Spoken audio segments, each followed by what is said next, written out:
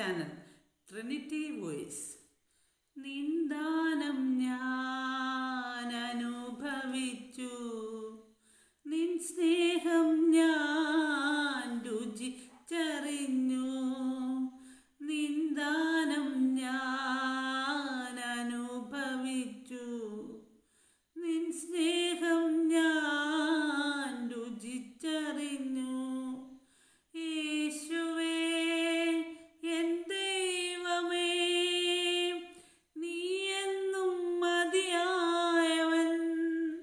യേശുവേ എൻ ദൈവമേ, നീ എന്നും മതിയായവൻ. നിന്ദാനം ഞാൻ അനുഭവിച്ചു, നിൻ സ്നേഹം ഞാൻ രുചിച്ചറിഞ്ഞു. ദൈവമേ, നിന്റെ സ്നേഹം എത്ര നാൾ തള്ളി നീക്കി. അന്നു ഞാൻ അന്യയ അനാഥയ, എന്നാൽ ഇന്നോ ഞാൻ ധന്യയാ. അന്നു ഞാൻ അന്യയ അനാഥയ, എന്നാൽ ഇന്നോ ഞാൻ ധന്യയാ. നിന്ദാനം ഞാൻ അനുഭവിച്ചു, നിൻ സ്നേഹം ഞാൻ രുചിച്ചറിഞ്ഞു. നിന്ദാനം ഞാൻ അനുഭവിച്ചു, നിൻ സ്നേഹം ഞാൻ രുചിച്ചറിഞ്ഞു. നമ്മളെന്നും വായിക്കുന്നത് പോലെ 4 സെഷനാണ് നമ്മുടെ മുന്നിലുള്ളത്. അതിൽ ഫസ്റ്റ് സെഷനിലേക്ക് പോകാം. ഫസ്റ്റ് സെഷൻ ഉൽപ്പത്തി ഓർ ജെനസിസ്. ഉൽപ്പത്തി പുസ്തകം 14-ാം അധ്യായത്തിൻ്റെ 17-ാമത് ഭാഗം നമുക്ക് ചിന്തിക്കാം. Genesis 14 verse 17. അവൻ കേദോർലായോമരിനെയും കൂടെയുള്ള രാജാക്കന്മാരെയും തോൽപ്പിച്ചിട്ട് മടങ്ങി വന്നപ്പോൾ സൊദോം രാജാവ് രാജതാഴ്വര എന്ന ശാവേ താഴ്വര വരെ അവനെ എതിരേറ്റ് ചെന്നു. And the king of Sodom went out to meet him after his return from the slaughter of Kedorlaomer and of the kings that were with him at the valley of Shaveh, which is the king's dale. നമുക്ക് second സെഷനായ റിക്വാറിൻ്റെ ബുക്കായ the purpose driven ലൈഫിലേക്ക് പോകാം. Many forms of praise are mentioned in the Bible, among them confessing, singing, shouting, standing in honor, kneeling, dancing, making a joyful noise and raising hand. Joyful noise, testifying, playing musical instruments and raising hand. The best style of worship is the one that most authentically represents your love for God based on the background and personality God gave you. My friend Gary Thomas noticed that many Christians seem stuck in a worship rut and unsatisfying routine instead of having a vibrant friendship with God, because they force themselves to use devotional method or worship styles that don't fit the way God uniquely shaped them. നമുക്ക് third സെഷനിലേക്ക് പോകാം. Proverb or സദൃശവാക്യങ്ങൾ. Proverbs chapter 13 verse 14. സദൃശവാക്യങ്ങൾ 13-ാമത്തെ അധ്യായം 14-ാമത് വാക്യം. ജ്ഞാനിയുടെ ഉപദേശം ജീവൻ്റെ ഉറവാകുന്നു, അതിനാൽ മരണത്തിൻ്റെ കണികളെ ഒഴിഞ്ഞു പോകും. The law of the wise is a fountain of life, to depart from the snares of death. Fourth session, Matthew or Matthias. Matthew chapter 5 verse 47. മത്തായി എഴുതിയ സുവിശേഷം 5-ാം അധ്യായത്തിൻ്റെ 47-ാമത്തെ വാക്യം. സഹോദരന്മാരെ മാത്രം വന്ദനം ചെയ്താൽ നിങ്ങൾ എന്ത് വിശേഷം ചെയ്യുന്നു?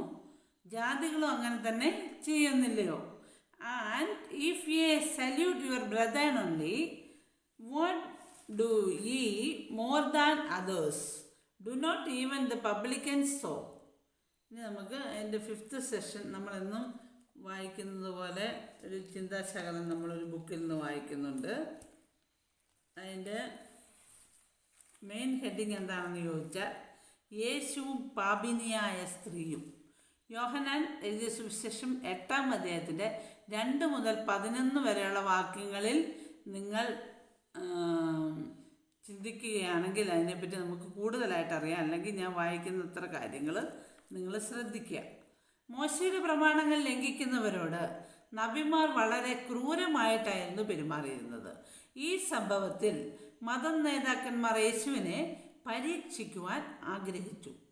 യേശു ശിക്ഷാവിധി കൽപ്പിച്ചിരുന്നെങ്കിൽ താൻ പറഞ്ഞുകൊണ്ടിരുന്ന ദൈവസ്നേഹം യേശു പുലർത്തുന്നില്ല എന്നവർ പറയുമായിരുന്നു. ശിക്ഷ വിധിക്കാതെ ഇരുന്നുവെങ്കിൽ ന്യായപ്രമാണത്തെ താൻ ആദരിക്കുകയില്ല എന്നും പറയുമായിരുന്നു. അതിരാവിലെ യേശു ദൈവാലയത്തിലേക്ക് പോയി ജനം അവൻ്റെ ചുറ്റും കൂടിയപ്പോൾ അവൻ അവിടെ ഇരുന്ന് അവരെ പഠിപ്പിക്കുവാൻ തുടങ്ങി. അപ്പോൾ വേദജ്ഞരും പരീശന്മാരും കൂടെ പാപിനിയായ ഒരു സ്ത്രീയെയും കൂട്ടി യേശുവിൻ്റെ അടുത്ത് വന്നു.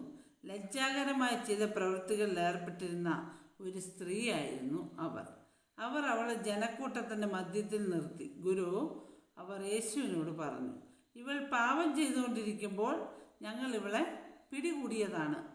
ഇവളെ കല്ലെറിഞ്ഞു കൊല്ലണമെന്നാണ് മോശയുടെ പ്രമാണം പറയുന്നത്. അങ്ങ് എന്തു പറയുന്നു?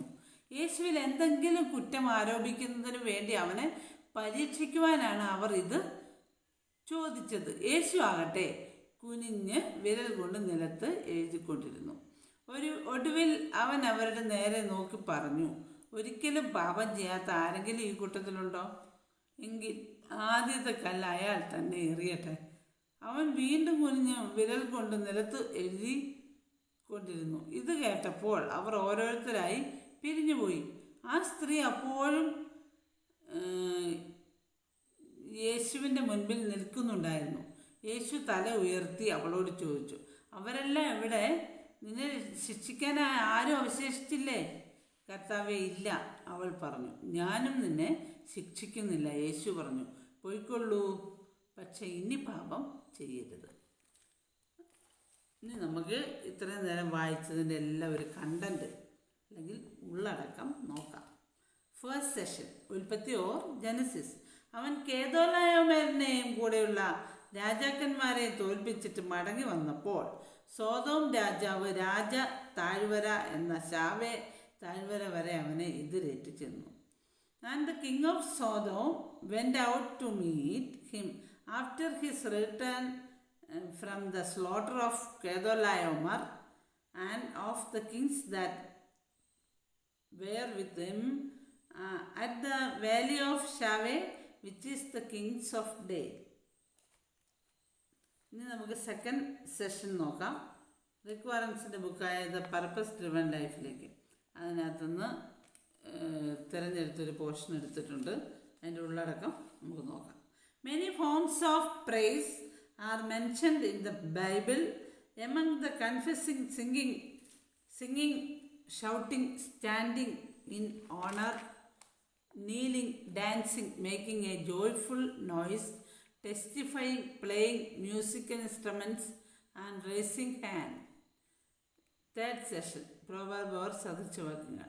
ജ്ഞാനിയുടെ ഉപദേശം ജീവൻ്റെ ഉറവാകുന്നു, അതിനാൽ മരണത്തിൻ്റെ കണികളെ ഒഴിഞ്ഞു പോകും.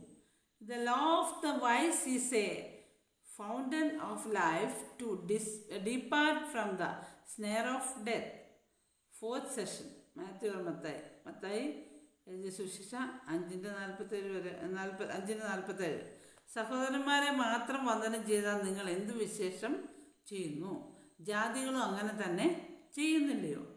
And if you salute your brother only, what do you more than others? Do not even the publicans so? അപ്പോൾ എല്ലാ സെഷനും ഇവിടെ അവസാനിച്ചിരിക്കുകയാണ്. God bless you. അബണ്ടൻ്റ്.